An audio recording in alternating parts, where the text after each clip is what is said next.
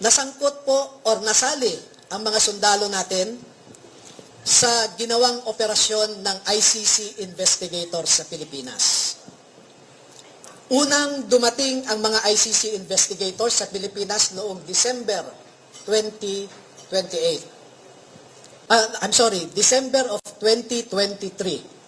At bago mag-December 2023 ay inutusan sila na magpapalit ng peso to dollars. Dalawang maleta na ang bawat maleta ay may nilalaman na 56 million pesos. Kaya nakapagpalit sila ng equivalent to $2 million. At ang sabi ng mga executive assistants ni Ginoong Saldico ay pinaghahandaan daw nila ang pagdating ng foreigners. At kalaunan ay nakilala ng mga ito na ang foreigners na binabanggit ay mga ICC investigators. At nakapaloob dito na ang ginawa nila ay mag-interview ng mga witnesses na ipinapaarating sa kanila ni Sunny Trillanes. Wala silang ibang in-interview na mga witnesses, kundi ang mga tao lamang na pinapadala ni Sunny Trillanes. At ibinigay kay Sunny Trillanes ang pondo para sa pag-asikaso sa mga ICC investigators na ito. Kaya naman po, lahat ng sasakyan na ginamit, lahat ng hotel accommodations ay sinagot ni Saldico at saka ni Sunny Trillanes. Napansin din po nila na lahat ng mga pag-interview ng ICC investigators ay sa mga pribadong lugar. Wala man lang government office.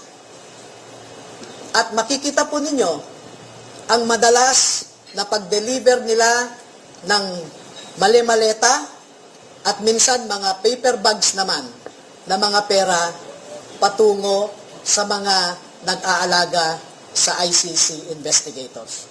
Lahat ng pagkain nila, lahat ng ginamit nilang sasakyan, lahat ng hotel, lahat ng mga condominium units ay sinagot ng grupo ni Sunny Trillanes at saka ni Saldico. Una, ang ICC investigators did not conduct a bona fide investigation in the Philippines because they only interviewed people sent to them by Sunny Trillanes. No? Nakapasok din sila sa Bilibid prisons para kausapin ang tatlong na sentensyahan sa pagpatay kay Kian de los Santos. Meron din silang kinausap na mga di umano ay EJK victims' families sa bahay Kalinga ni Father Flavie Villanueva. At lahat ng gastos ni Father Flavie Villanueva ay sagot ni Saldico. Number 2, dahil December 2023 lang unang pumunta ang ICC investigators sa Pilipinas, ay hindi nakakaduda that the ICC investigators manufactured the existence of ICC jurisdiction in the Philippines because the residual jurisdiction of ICC ended in March of 2019, or 1 year after the Philippines deposited its articles of withdrawal in the United Nations. Number 4, the ICC investigators themselves committed graft and corruption.